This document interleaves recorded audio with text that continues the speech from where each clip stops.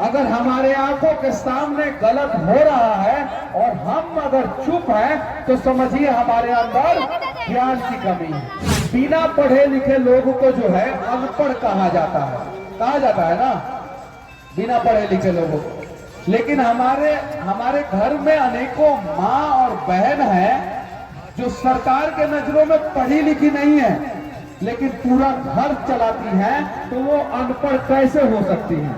दुनिया में कितना भी बड़ा काम काहे ना हो, अगर आशीर्वाद लीजिएगा और मन ही मन कहिएगा कि हे भगवान, हे माँ, हे चाचा, हे मौसी, हे काका, हे मामा, हे फुआ, हे कामला का फोन तारा के प्रणाम करता नहीं, आशीर्वाद दो। जब मतारी, फुआ, चाचा, भाई, दीदी, बहन सब लोग अगर पीठ ठोक दी ना तो रउआ दावे के साथ कहता नहीं कि रउनी के पहाड़ टूट जब लगिन कोनो काम तो बहुत आसान बात है। बिना पढ़े लिखे लोग पूरा घर चला सकते हैं, तो आप जैसे युवा जो है वो अपने समाज में, अपने राज्य में, अपने गांव में, पंचायत में सही और गलत का फैसला नहीं कर सकते हैं क्या? विचारधारा का विरोध नहीं होना चाहिए। इनका विचारधारा मुझे बहुत अच्छा लगा वहां पे इन्होंने जो बोला, और मैंने बोला कि हाँ बहुत अच्छी बात है। हम लोगों को एक दूसरे का सहयोग करना चाहिए। संकट की घड़ी में अगर हमारे गांव में कोई भूखा सो रहा है और उसका समर्थन हम लोग नहीं कर रहे हैं तो समझिए हमारे अंदर ज्ञान की कमी है। क्या चीज की कमी है? ज्ञान की कमी है। कोई बाप अपनी बेटी का शादी नहीं कर पा रहा है, उसके पास पैसे की कमी है और हम पूरे समाज के लोग मदद नहीं कर पा रहे हैं, तो समझिए हमारे अंदर ज्ञान की कमी है कि नहीं है? ज्ञान की कमी। तो पढ़े लिखे लोग हैं तो हम एक दूसरे का सहयोग करें और सही को सही और गलत को गलत कहना शुरू करें। अगर हमारे आंखों के सामने गलत हो रहा है और हम अगर चुप हैं तो समझिए हमारे अंदर ज्ञान की कमी है। तो आप लोगों के अंदर अगर ज्ञान है, सरकार के नजर में बिना पढ़े लिखे लोगों को जो है अनपढ़ कहा जाता है ना, बिना पढ़े लिखे लोगों को। लेकिन हमारे घर में अनेकों माँ और बहन है जो सरकार के नजरों में पढ़ी लिखी नहीं है लेकिन पूरा घर चलाती हैं, तो वो अनपढ़ कैसे हो सकती हैं? नहीं हो सकती है ना, नहीं हो सकती है। तो बिना पढ़े लिखे लोग पूरा घर चला सकते हैं, तो आप जैसे युवा जो है वो अपने समाज में, अपने राज्य में, अपने गांव में, पंचायत में सही और गलत का फैसला नहीं कर सकते हैं क्या?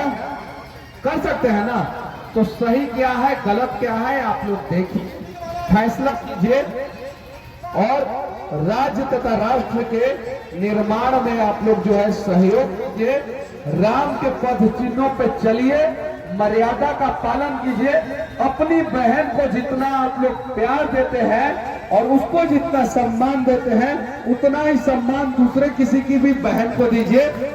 अपने माँ को जितना आप लोग सम्मान देते हैं, प्यार देते हैं, उतना ही सम्मान और प्यार दूसरे किसी की माँ को दीजिए। अपने औरत को जितना सम्मान और मान सम्मान देते हैं, दूसरे किसी के भी औरत के लिए आपके दिल में मान सम्मान रहना चाहिए। रहना चाहिए कि नहीं रहना चाहिए? रहना चाहिए ना। और अभी यहाँ से आप लोग अपने अपने घर जब भी जाइएगा, यहाँ पे मंच पे जो है बहुत सारा कार्यक्रम चल रहा है। यहाँ पे इन लोगों का कार्यक्रम देखने के बाद तो एक चीज शुरू कीजिएगा आप लोग। मैं हर जगह जब यज्ञ में जाता हूँ तो मैं कहता हूँ, जितने भी लड़के लोग हैं जीवन में आप लोगों को सफल होना है कि नहीं होना है? होना है ना सफल। तो एक चीज जरूर कीजिएगा, आप अपने आसपास के लोगों से आशीर्वाद जरूर लीजिएगा। और आशीर्वाद लेने के लिए बाबू झुकना पड़ता है। क्या करना पड़ता है? झुकना पड़ता है।